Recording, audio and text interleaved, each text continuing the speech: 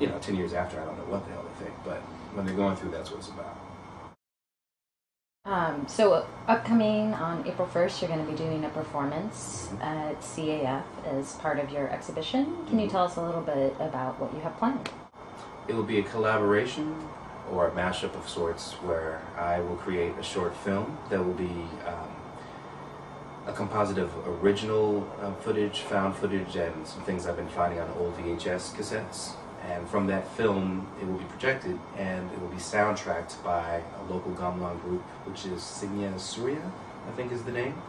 And they'll perform live underneath this projection as a soundtrack, as well as a DJ who I've worked with previous times named Jahi Sundance from Los Angeles, who also studied gamelan when he was in college.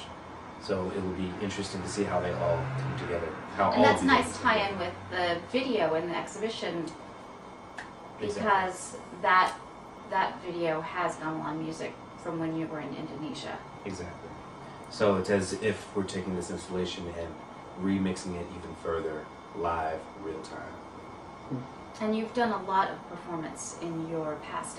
As a matter of fact, a lot of your work includes you performing the piano. Sure. And then you work with singers.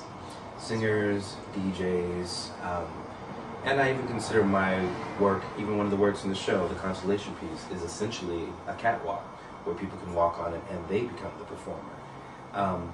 I don't consider myself a performance artist in the older sense, but I do think of my work as being a nexus point for viewer interaction, where they become the performer. If I am involved with a piece on a performance level, I try not to use my direct identity, but become more of a player or archetype. But I prefer using other people as performers and directing them amongst my sculptures or installations or scenarios. How far back does the idea of a mashup go for you? I know that online right now there's a lot of there are a lot of mashups going on in all sorts of different departments.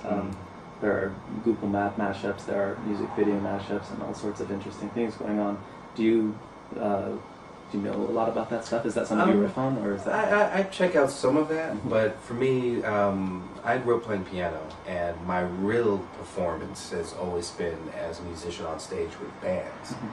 But in the mid-90s, I guess, or early 90s, I started doing a lot of music pre-production where I was sampling a lot and making literal mashups with all my pre-production equipment. So the sonic mashup has always been part of my repertoire. Now with the accessibility of images and clips online, it's a different type of mashup, but I think it's the same spirit. But I think it's also a good indicator of what is possible culturally. Right. I mean, there's the whole open source movement, which is it sounds like it's very much in line spiritual, or like in spirit, I guess, with what you're talking about, especially when you talk about your work being accessible to not just the Academy or not just the Ivory Tower, but really to everybody who comes in and might have a chance to connect. But I think the concept of mashup is not new at all. I mean, it's the clashing of different sources and cultures has been, going back since the Greeks, or before. Yeah, sure, absolutely. And what you said about the scarification on the back being kind of appropriated in such a way where it wasn't so much something that just signified something negative, it also had this beautiful component to it. That really makes sense. As so many things do. Yeah, I'm trying to mine that. In fact, I like that you said open source. I sort of think of my artistic process as being, I'm providing a certain amount of information. The rest of the information comes back from the interaction. And I can't predict that. Well, your kitchen performance. Yeah, it was kind totally of about that. had that going on. It's a conversation. It's a conversation, absolutely.